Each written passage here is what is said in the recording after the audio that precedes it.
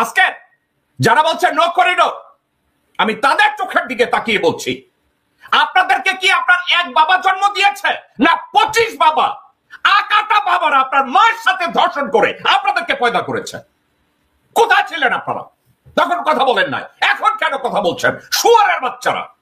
উনি ঠিক ওই হিসাব থেকে দেখেন বৃহস্পতিবার রাতে নাটক ছাড়লেন এবং আজকে নাটকটি পুরোপুরি ফ্লপ করলো। একটা রাজনৈতিক দল নাটক করেন। আরেকটা বিষয়, একটা চেয়ার খালি হলে চেয়ার ভরে যায় ভাই, চেয়ার কখনো শূন্য থাকে।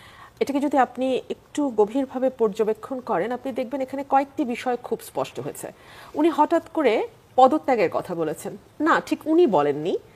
উনি ওনার যে রাজনৈতিক দল এনসিপি, পরোক্ষভাবে ওনার রাজনৈতিক দল এনসিপি, সেই এনসিপির যিনি প্রধান নাহিদ ইসলাম, তিনি গিয়েছিলেন প্রধান উপদেষ্টার সঙ্গে দেখা করতে এবং নাহিদ ইসলাম বের হয়ে এসে সাংবাদিকদের এই কথা বলেছেন।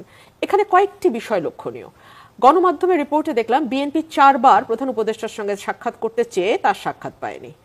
আমরা দেখলাম জামায়াতে ইসলামের প্রধান উপদেষ্টার সঙ্গে কথা বলতে চেয়েছে, তাদেরও সেই সুযোগ হয়নি।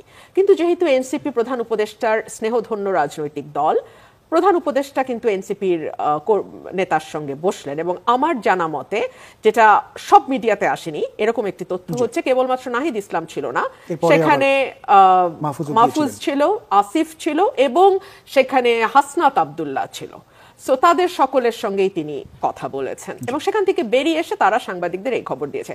সাংবাদিকদের কাছে সব খবর যায় না, সেই খবরগুলো সাংবাদিকদের কাছে যায় যেই খবরগুলো ভেতরের রুমে যারা বসে মিটিং করেন তারা সিদ্ধান্ত নেন যে খবরগুলো গণমাধ্যমে যাক এবং তার মাধ্যমে মানুষ জানতে পারুক।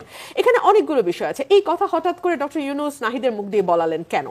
এক হতে পারে তিনি অত্যন্ত আবেগী মানুষ, তিনি শিশুতোষ মানুষ, তিনি আবেগ থেকে মনের কষ্টে কথা বলেছেন, কারণ তিনি খুবই সাকসেসফুলি গত 9 মাসে প্রতিটি ক্ষেত্রে ফেল করেছেন। এত সাকসেসফুলি ফেল করতেও একটা মানে ডিফারেন্ট লেভেলের যোগ্যতা লাগে। ডক্টর ইউনূস তার সেই যোগ্যতা প্রমাণ করেছেন। Not only doctor Yunus, with his entire team. ওনারা পুরো উপদেষ্টা পরিষদ অত্যন্ত সফলতার সাথে অসফল হয়েছেন গত 9 মাসে। তো সেখান থেকে তার এক ধরনের নেতিবাচক আবেগ কাজ করতে পারে যে আমি খেললাম না, আমি থাকলাম না, আমি চলে গেলাম। কিন্তু এটা যদি হয়ে থাকে তাহলে রাষ্ট্রের এত বড় পদে, রাষ্ট্রের প্রধান, রাষ্ট্রের চালক, ক্যাপ্টেনের পদে আমরা তো এ ধরনের ইমোশনাল মানুষ যারা এক এক সময় এক এক দিকে ফ্ল্যাকচুয়েট করে, সেরকম মানুষ থাকাটা খুব স্টেবল না, খুব স্থিতি অবস্থা নির্দেশক না। আরেকটা হতে পারে তিনি গা বাঁচানোর জন্য এখন শেষ মুহূর্তে চেষ্টা করছেন। দেখেন, তিনি রাজনৈতিক দলগুলোকে খেপিয়েছেন তার পোষা রাজনৈতিক দল ছাড়া। তিনি প্রতিটা সেক্টরে বিশৃঙ্খলা তৈরি হয়েছে গত 9 মাসে। ইভেন তিনি বাংলাদেশের সবচেয়ে আমি বলবো দেশপ্রেমিক সেনাবাহিনী যাকে বলা হয়, বাংলাদেশের স্বাধীনতা এবং সার্বভৌমত্বের প্রতীক, সেনাবাহিনীকে তিনি টোটালি অ্যান্টাগনাইজ করে তার মুখোমুখি দাঁড় করিয়েছেন এবং হাসনাতের মতন, সার্জিসের মতন, আসিফের মতন বাচ্চা বাচ্চা ছেলেরা তারা সেনা প্রধান সম্পর্কে যেরকম অপমানসূচক কথাবার্তা যখন তখন বলে, লেখে, আমরা চিন্তাও করতে পারি না। এত বছর পলিটিক্যাল ক্যারিয়ার এক একজনের, বিএনপি বলেন, অন্যান্য রাজনৈতিক দলের বলেন, তারা কেউ কল্পনাও করতে পারে না যে এইরকম একটি প্রতিষ্ঠান, যে প্রতিষ্ঠানটি বাংলাদেশের স্বাধীনতা এবং সার্বভৌমত্বের সঙ্গে ওতপ্রোতভাবে জড়িত, সেই প্রতিষ্ঠানকে নিয়ে যাচ্ছে তাই বলা যায়, যাচ্ছে তাই করা যায়। এতদিন ধরে বাংলাদেশের রাজনৈতিক দলগুলো ধৈর্যের পরিচয় দিয়েছে।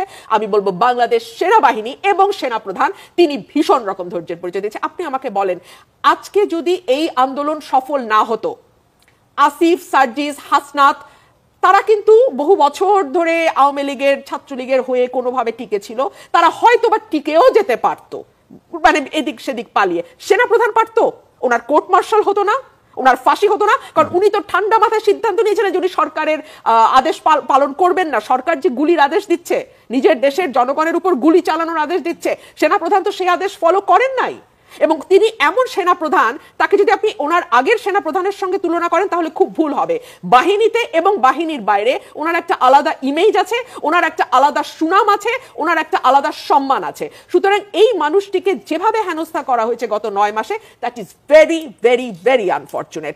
আরেকটা বিষয় হতে পারে ডক্টর ইউনূসের, সেটা হচ্ছে তিনি তার জনপ্রিয়তা যাচাইয়ের একটা সস্তা নাটকের পথে উনি গেছেন, যে সবাই ওনার পায়ে ধরে ফেলবে, বিএনপি দৌড়ে যাবে, না না না আপনাকে ছাড়া তো আমরা মরেই যাব, দেশ ডুবেই যাবে, দেশ বঙ্গোপসাগরে চলে যাবে, এরকম একটা কিছু হয়তো উনি আশা করেছেন। আজকে শুক্রবার, খেয়াল করেন বৃহস্পতিবার এই নাটকটা হলো, হ্যাঁ আজকে শুক্রবার, এবং আজকে হচ্ছে ডক্টর ইউনূস যাদের সাথে মোস্ট কমফোর্টেবল তাদের একটা ঐক্যবদ্ধ হবার দিন। তারা বাইতুল মোকাররমে ঐক্যবদ্ধ হন, তারা বিরাট মিছিল করেন, তারা ঘেরাও করেন, শুক্রবার কেন্দ্র, কারণ এই দিন ছুটির দিন, নমাজের দিন, সবাই বাইতুল মোকাররমে যায়, নামাজ পড়তে মসজিদে যায়, নামাজ পড়তে।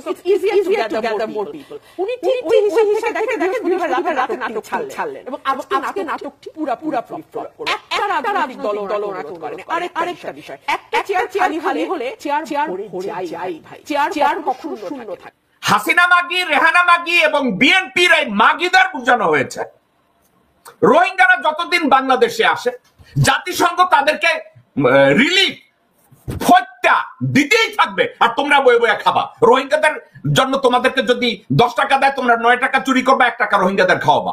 এই ভারত তাদেরকে এটা বুঝাইছে। হাসিনা তো চলে গেছে। হাসিনা যাওয়ার আগে ভারত একটা প্রকল্প হাতে নিয়েছে। প্রকল্পটা কি? বাংলাদেশের ভিতরে যেভাবে রাস্তা ব্যবহার করছে, পোর্ট ব্যবহার করছে অবৈধভাবে, বাংলাদেশ করিডোর দিচ্ছে, বাংলাদেশ রেল করিডোর দিচ্ছে, রোড করিডোর দিচ্ছে, ওয়াটার করিডোর দিচ্ছে, ল্যান্ড করিডোর দিচ্ছে, সব জায়গায় করিডোর দিচ্ছে। তখন তারা একটা বিশাল প্রজেক্ট হাতে নিল। কি প্রজেক্টটা হাতে নিল? এই প্রজেক্টটা হাতে নিল ভারতের একটা ঘাঁটি তৈরি করতে হবে মায়ানমার অঞ্চলের আরাকানে। ওখানে একটা ঘাঁটি তৈরি করতে হবে। কারণ কি? চায়নার সাথে কনফ্রন্টেশন করতে গেলে লজিস্টিকের ক্ষেত্রে ওখানে একটা ক্যান্টনমেন্ট, ওখানে একটা করিডোর, ওখানে ভারতীয় একটা বাহিনী থাকা অত্যন্ত জরুরি হয়ে পড়েছে। কোন জায়গাটায় জানেন দর্শকবৃন্দ? শুনলে আকাশ থেকে পড়বেন। যেখানে আমাদের রোহিঙ্গা মুসলমান ভাই বোনদের বসবাস, যেখানে আমাদের রোহিঙ্গা ভাই বোনরা বসবাস করতো আরাকানে, রাখাইনে, ওই জায়গাটা ইন্ডিয়ার দরকার। মিয়ানমারের গভর্নমেন্টকে প্রতি বছর 6 থেকে 7 বিলিয়ন ডলার ইন্ডিয়া দিয়েছে একটা কারণে, রাখাইন ওই অঞ্চলটাকে যে কোনো মূল্যে ওটা যেন খালি করা হয়। আওয়ামী লীগের এক অ্যাটর্নি ছিল না ব্যারিস্টার তুরিন আফরোজ? তুরিন আফরোজ কথা মনে আছে? গুন্ডা পান্ডা দিয়ে তার মাকে ঘর থেকে তাড়াই দিয়ে ওইটার বসতি নিজে থাকছে। আরো আছে না? গাজায় দেখেন না মুসলমানদেরকে ইহুদিরা কিভাবে তাড়াইয়া এখন ইহুদিরা দখল করতেছে, দেখেন না? ঠিক একই ভাবে ভারত মিয়ানমারের সেনাবাহিনীকে এবং বৌদ্ধ ভিক্ষুদের বিলিয়ন ডলার দিয়েছে রাখাইনটাকে রোহিঙ্গা মুক্ত করার জন্য।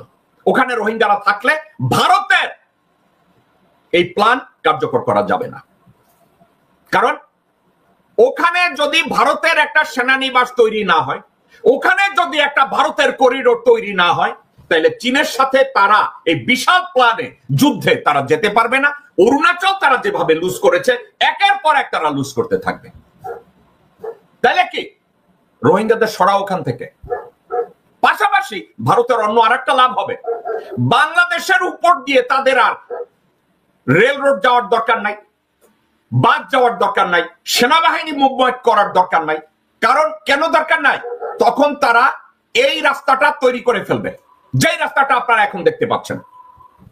তাকিয়ে দেখেন, এই হচ্ছে ক্যালকাটা, এবং এখান থেকে তারা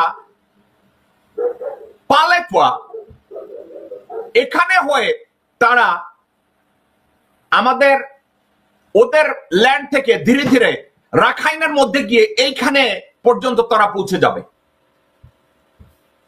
ঠিক আছে, এখানে তারা পৌঁছে যাবে আইজল। তো এটার জন্য তারা একটা প্রজেক্ট, বিশাল একটা প্রজেক্ট হাতে নিয়েছে। এখন এই প্রজেক্টটা তারা কার্যকর কিভাবে করবে? এই প্রজেক্টটাকে কার্যকর করতে গেলে রোহিঙ্গাদের আর রাখাইনে পাঠানো যাবে না, রোহিঙ্গাদেরকে বাংলাদেশেই রাখতে হবে।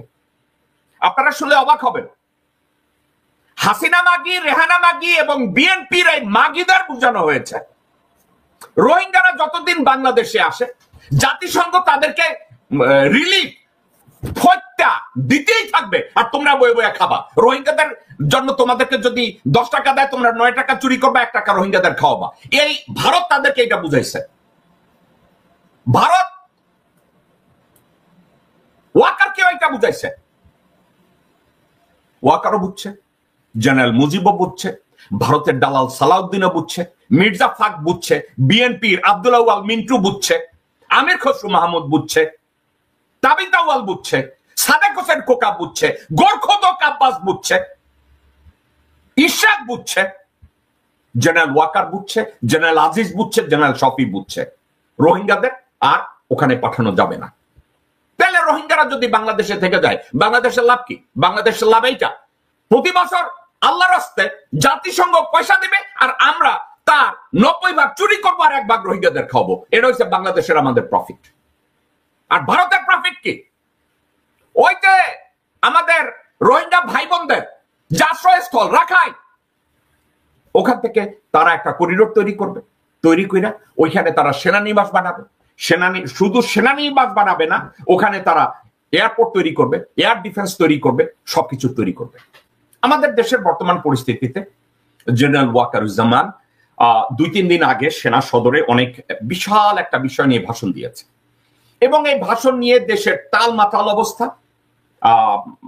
ডক্টর মোহাম্মদ ইউনূস এবং তার অন্তর্বর্তী সরকারের একেবারে লেজে গুবড়ে একটা অবস্থা, এবং এই লেজে গুবড়ে অবস্থা দেখে দিল্লি, মহারাষ্ট্র, ক্যালকাটার মন্দিরে অলরেডি ডুগডুগি বাজিয়ে কপালে তিলক দিয়ে বহু সাধুরা নাচা শুরু করেছে। অনলাইন অ্যাক্টিভিস্টদের ভিতরে ইন্টারনেট টেলিভিশন চালায় এমন 2-1 জন কানাডা এবং আমেরিকায় বসেও তারা ডুগডুগি বাজিয়ে আনন্দ ফুর্তি করছে। এই জন্য ডক্টর মোহাম্মদ ইউনূসের একেবারে লেজে গুবড়ে অবস্থা। এবং ওয়াকারুজ্জামানের এই ভাষণ নিয়ে আমি কারো কাছ থেকে এখন পর্যন্ত স্পেসিফিক কোনো আইডিয়া, কোনো আলোচনা, constructive confrontation, constructive theory and vision, এগুলো নিয়ে আমি কারো কোনো কথাবার্তা শুনি নাই, আদার দেন কিছু লোকের আহাজারি, 2-4টা আমার মতো গালাগালি, এর বাইরে আমি স্পেসিফিক কিছু দেখি নাই। দর্শকবৃন্দ, আমি আজকের আপনাদেরকে আমি অনুরোধ করব খুব সময় নিয়ে, আমি গত 3 দিন 4 দিন চুপ করে থাকায় আমি যে জিনিসগুলো আপনাদের সাথে আজকে শেয়ার করব, আমি চাচ্ছি আপনারা এই জিনিসগুলো দেখেন, অনুধাবন করেন, শুনেন এবং শেয়ার করেন এবং একা একা চিন্তা করেন, under this circumstances what should we do. দর্শকবৃন্দ, আজকের আমি আমার টকিং পয়েন্টটা দিয়েছি যে জেনারেল ওয়াকার যে করিডোরের বিরোধিতা করছে এবং ডক্টর মোহাম্মদ ইউনূসের সম্পর্কে বিষোদাঘাত করছে এবং বিএনপির সালাউদ্দিন নামক গোমূত্রখোর এবং গোবরখোর বলছে যে ডক্টর ইউনূস পদত্যাগ করতে চাইলে পদত্যাগ করবে, উনি চলে যেতে চাইলে তার অন্য একজন রিপ্লেসমেন্ট নিয়ে নেবে। আমি এটা বানিয়ে বলছি না, দেখেন এই গোবরখোর বলছে ডক্টর ইউনূস থাকতে না চাইলে বিকল্প বেছে নেবে। এটা কে বলছে? ওই ভারতীয় গোবরখোর সালাউদ্দিন আহমেদ। আমি তার সম্পর্কে আরো বিশদ আসতেছি, আমি একটার পর একটা আপনাদের সামনে আমি কথা বলে যাব। দর্শকবৃন্দ, আসল কাহিনী কি করিডোর সংক্রান্ত ব্যাপারে, আসলে সমস্যাটা কোন জায়গায় হয়েছে, আমি ওখান থেকেই শুরু করি। ওখান থেকে শুরু করব নাকি ওয়াকারের ভাষণ থেকে শুরু করব? দর্শকবৃন্দ, আগে আমি এই করিডোরের সাবজেক্টটাকে ক্লিয়ার করি, তারপরে আমি ওয়াকারের প্রসঙ্গে যাই, কারণ আজকে অনেক কথা আপনাদের সাথে বলতে হবে।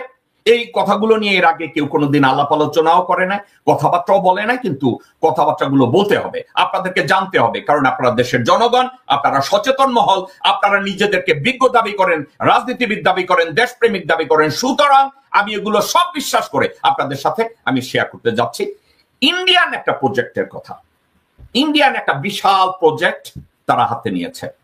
আপনি যদি এখানে দেখেন এই প্রজেক্টটায়, এখান থেকে দেখেন মূলত ইন্ডিয়া বাংলাদেশের ট্রানজিট চেয়েছে এবং এই ট্রানজিট গুলো তারা নিয়ে বাংলাদেশের কাছ থেকে কি ফায়দাগুলো নিচ্ছিল, কারণ তারা ক্যালকাটা থেকে রাষ্ট্রের এই প্রান্ত থেকে ওই প্রান্ত নিতে গেলে তাদেরকে বহু বাধার মুখোমুখি হতে হয়।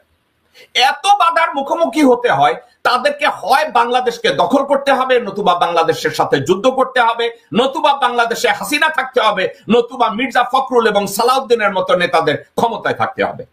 এটাই হচ্ছে আসল কথা। এখন এই যে প্রকল্পগুলো ইন্ডিয়া গত কয়েক বছর ধরে হাসিনার সাথে, গত 16 বছর ধরে ভারত একের পর এক কাজ করেছে। কি কি কাজ করেছে। ভারতের সাথে রোড ট্রানজিটের উপরে আমি আপনাদেরকে একটা ভিডিও দেখাবো। ওই আগে ম্যাপটা দেখালাম। এখন হাসিনা আমলে গত 15 বছরে হাসিনা ভারতের সাথে কি কি করেছে until she left his office on August 5 এবং জেনারেল ওয়াকার তখনও সেনাবাহিনীর প্রধান ছিল। আমি চাচ্ছি এই ভিডিওটা আপনারা একটু দেখেন। স্থলপথে ট্রানজিট সুবিধা পেতে 2010 সালে বাংলাদেশের সঙ্গে একটি চুক্তি করে ভারত। আগের নৌ ট্রানজিটের সঙ্গে সড়ক পথ ব্যবহারের সুবিধা নিয়ে 2011 সালের অক্টোবরে আখাউড়া সীমান্ত পথে ভারতে পণ্য পরিবহন শুরু হয়। উত্তর পূর্বাঞ্চলীয় রাজ্য ত্রিপুরায় পণ্য পাঠানোর জন্য বাংলাদেশ তাদের নদীপথ ও আশুগঞ্জ বন্দর ভারতকে ব্যবহার করতে দিতে রাজি হওয়ায় এই ট্রানজিট সচল হয়েছিল। কলকাতা থেকে আশুগঞ্জ পর্যন্ত নৌপথে এসে সেখান থেকে সড়ক পথে আখাউড়া হয়ে আগরতলা পর্যন্ত পরিবহনের ব্যবস্থা করা হয়। দর্শকবৃন্দ, আজকে ওয়াকারুজ্জামান এবং বাংলাদেশের আওয়ামীপন্থী এবং ভারতপন্থী কুমিররা যারা ডক্টর মোহাম্মদ ইউনূসের করিডোর নিয়ে যেভাবে লাফালাফি করছে, তারা তো এই জিনিসগুলো দেখেছে না? ওকে, আবার এরপরে আসেন আরো একটা বিষয় আসে। বর্তমানে 5টি রুটে বাংলাদেশ ভারত ট্রেন চলাচল করে। এর মধ্যে 3টি যাত্রীবাহী ইন্টারচেঞ্জ, বাকি 2টি পণ্যবাহী। বর্তমান পদ্ধতিতে ট্রেন সীমান্তে আসার পর বাংলাদেশি ইঞ্জিনে বাংলাদেশের অভ্যন্তরে আসে। এরপর বাংলাদেশি চালক তা চালিয়ে আনেন। ফেরার সময়ও একই রকম পদ্ধতি অনুসরণ করা হয়। বাংলাদেশের প্রধানমন্ত্রীর সাম্প্রতিক সফরে রাজশাহী থেকে পশ্চিমবঙ্গের কলকাতা রুটে ট্রেন চালু করতে দুই দেশের মধ্যে সমঝোতা স্মারক সই হয়। এই সফরে দুই দেশ রেল ট্রানজিট চালুর ব্যাপারে সম্মত হয়। এতে আর আগের মতো ইঞ্জিন বা চালক পরিবর্তনের প্রয়োজন থাকবে না। বাংলাদেশের গণমাধ্যমের খবরে বলা হয়েছে, ভারত এর আগে প্রস্তাব দিয়েছিল পরীক্ষামূলক যাত্রার পণ্যশূন্য রেলগাড়ি ভারতের গেদে থেকে বাংলাদেশের চুয়াডাঙ্গার দর্শনায় আসবে। সেখান থেকে পাবনার ঈশ্বরদী, নাটোরের আব্দুলপুর, দিনাজপুরের পার্বতীপুর, নীলফামারী সীমান্তবর্তী চিলাহাটি স্টেশন হয়ে ভারতের পশ্চিমবঙ্গের কোচবিহার জেলার হলদিবাড়ি স্টেশনে যাবে। তবে দেশটির নতুন প্রস্তাব অনুযায়ী ট্রেনটি হলদিবাড়ি থেকে যাবে ভুটান সীমান্তবর্তী ডালগাঁও স্টেশন পর্যন্ত। এখানে উল্লেখ করা যেতে পারে, নেপাল ও ভুটান যথাক্রমে 1976 ও 1984 সালে বাংলাদেশের সাথে ট্রানজিট চুক্তি করেছিল, কিন্তু ভারতের ভূখণ্ড ব্যবহার করে বাংলাদেশের মালবাহী গাড়ি চলাচল করতে না পারায় সেটি খুব একটা কার্যকর হয়নি। ভারতের ভূমি ব্যবহার করে বাংলাদেশকে এই ট্রানজিট সুবিধা দেওয়ার বিষয়টি এর আগে আলোচনায় এলেও চূড়ান্ত হয়নি এখনো পর্যন্ত। দর্শকবৃন্দ, রোড ট্রানজিট গেল, রেল ট্রানজিট গেল, এই সময় বাংলাদেশের মির্জা ফাখ, গোরখুদক Abbas, general Waker, general Aziz, general Shafi, Hasina মাগি, রেহানা মাগি, আর্মির ইউনিফর্ম পরা জেনারেল মুজিব এবং বর্তমানে ভারতের গোবরখোদক সালাউদ্দিন, কেউ কি টু শব্দ করেছে?